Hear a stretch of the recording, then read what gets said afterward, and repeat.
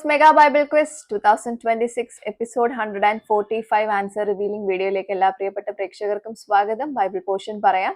സങ്കീർത്തനങ്ങൾ 99 മുതൽ 102 വരെ, 1 കൊരിന്ത്യർ 12 അധ്യായം. ഇതിൽ നിന്നാണ് ക്വസ്റ്റ്യൻസ് ചോദിച്ചിട്ടുണ്ടായിരുന്നത്.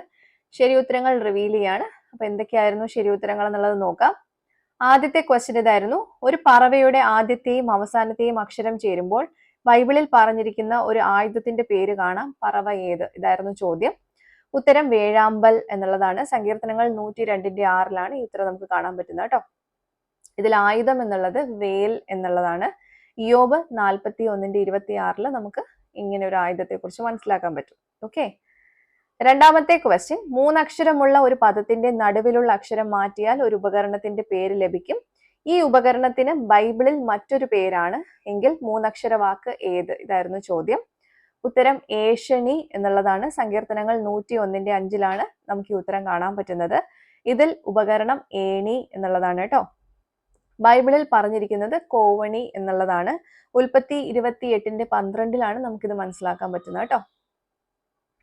മൂന്നാമത്തെ ക്വസ്റ്റ്യൻ: ഞങ്ങൾ സഹോദരന്മാരും പുരോഹിതന്മാരുമാണ്, ഞങ്ങളുടെ പേര് എഴുതുക. ഇതായിരുന്നു ചോദ്യം. ഉത്തരം മോശെ, അഹരോൻ.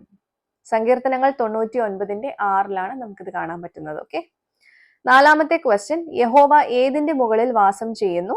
ഉത്തരം കെരൂബുകളുടെ. സങ്കീർത്തനങ്ങൾ 99:1 വാക്യത്തിലാണ് നമുക്ക് കാണാൻ പറ്റുന്നത് കേട്ടോ.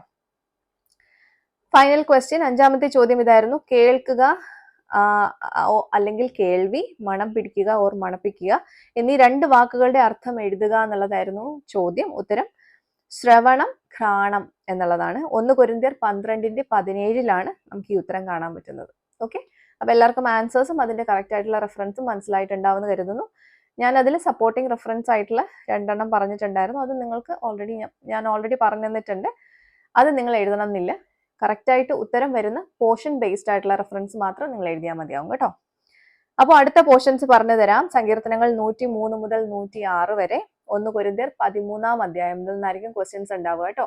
അപ്പൊ അതറിഞ്ഞ എല്ലാവരും നന്നായിട്ട് വായിച്ച് മനസ്സിലാക്കിക്കോളൂ, നന്നായിട്ട് പഠിച്ചോളൂ.